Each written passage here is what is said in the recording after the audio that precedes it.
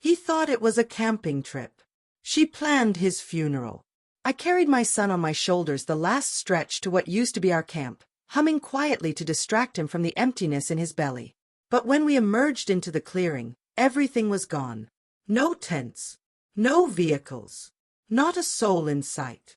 Just a weathered picnic table and a rock pinning down a torn scrap of paper.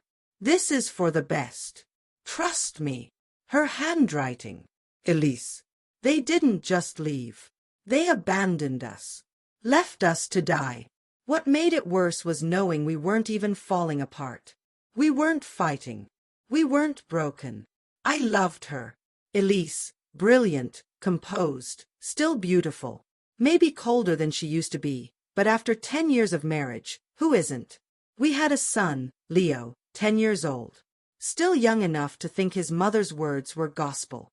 She had organized the trip, claimed it was a reunion with college friends. Some of them had families too. It sounded wholesome. I agreed. Leo needed the time outdoors. I should have known something was wrong that morning. Her kiss lingered longer than usual, too long, too gentle. Like a farewell pretending to be affection. At first, I didn't panic. I figured maybe they'd gone hiking or were pulling some kind of group prank. But the campfire was cold. The dirt showed fresh tire grooves. The food storage was empty. Our bags, gone. Even Leo's inhalers had vanished. Then I saw the note again. This is for the best. Trust me. 7 words. Felt like 7 bullets through the heart. Where's Mom? Leo asked. I told him she went to restock supplies. He believed me. Children want to believe. That night, I cried silently while he slept beside me, his ribs jutting, his breath raspy and shallow. By the 3rd day, I started making a plan. Survival wasn't a choice, it was instinct. I snared squirrels, boiled moss, carved bark to collect rainwater, rationed scraps, kept Leo alive. He had no idea we were meant to die out there. He thought it was some grand adventure. On day 10, I finally caught a signal. I didn't call for emergency services. I dialed my attorney. Elise thought she was 2 steps ahead. She'd moved our shared savings days before the trip. Told her friends I'd grown unstable, paranoid. That I'd likely fled with our son. She filed a missing persons report the same day she left us for dead. I didn't need pity. I needed evidence. I needed them to feel safe, unthreatened. I needed to come back, not as a survivor, but as the reckoning.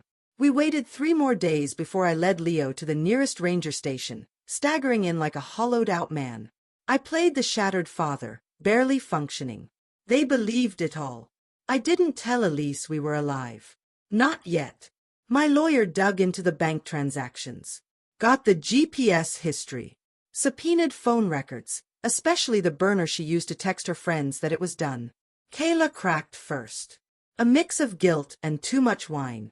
She wrote everything in an email that I accidentally copied to Elisa's workplace and the local police department. They had planned to let the wilderness erase us. The cold.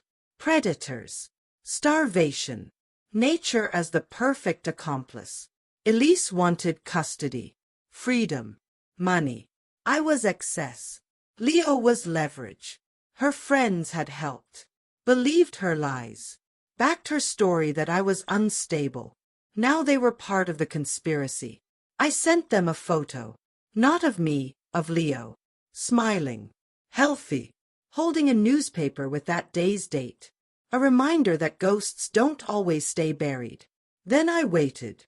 When Elise answered her door, she looked like she hadn't slept in days. Mascara streaked.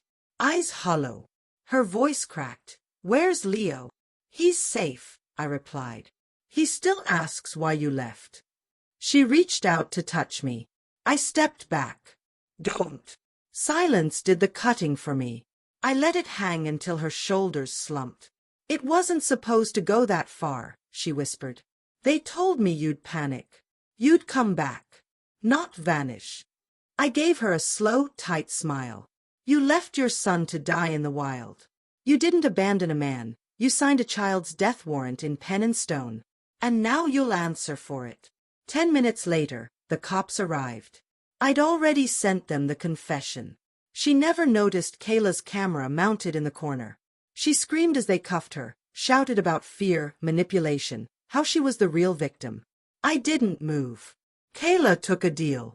The others turned on each other fast. Elise got hit with the full weight: attempted murder, conspiracy, reckless endangerment.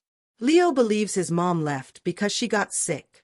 Maybe that's not entirely untrue. We've since relocated. New city, new names, new school, new life. Sometimes Leo asks if we'll ever go camping again. I say maybe. But I know we won't. Not for a long time. Every night, I check the locks. Not because I'm scared. Because vengeance rewires you. You survive the wilderness, but it plants itself inside you. And sometimes, in the stillness of our quiet home, I find myself missing the sound of being hunted.